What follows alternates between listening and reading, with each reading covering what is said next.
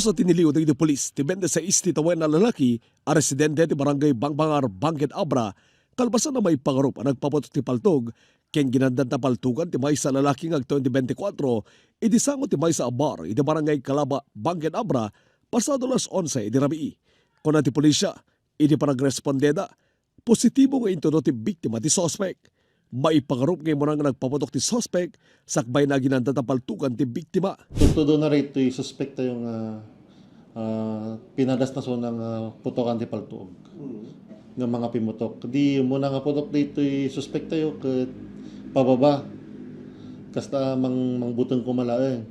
Di kan di ipaturong na kanya na di paltuog, di di hanga pimutokan na.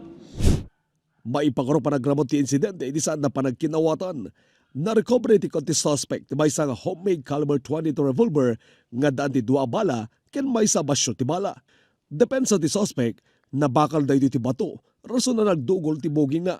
Nang itundamat da ito iti panagawid na, kalbasan na, nagsubli iti bar, nga ikot na iti baltug na, ken nagpaputok. Binatudo kami di Rup, sir. Sinot ng bato kanyang, sir? Di baba, sir. Diyan kami naganda, sir. Tapos? Di, sir, nagsibara kang, sir. Namin ano? Minsan lang, sir. Di, rimorda, sir. Tuwang mo, sir. Ada, hindi lang nga nagkikinokan, sir. Punta, binato di Rup ako, sir. Any reaction? Diyan mo ko na? Bubawi na. Naglikodan namin ang ginandan na paltugan ti biktima. Isagsaganan ti polisya ti reklamong attempted homicide with the use of unlicensed firearm kontra ti suspect.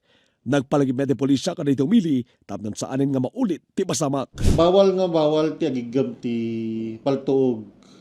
Lisensyado man ni taunuhaan iti unag ti bar. Mas lalo nga bawal ti agigam ti paltuog na haan nga lisensyado. Kaya ti dawat kumot kanyayo kakailya ka taga Banggit nga ano ada ririyo ada proper nga mabalintay nga pang resolbaan. Tagta simple nga riri na ta kanhan ko mga umabot ti kasta nga pipinatay tayo ta si taypay mo tagkakailyanin. Hantay nga dapat nga asta.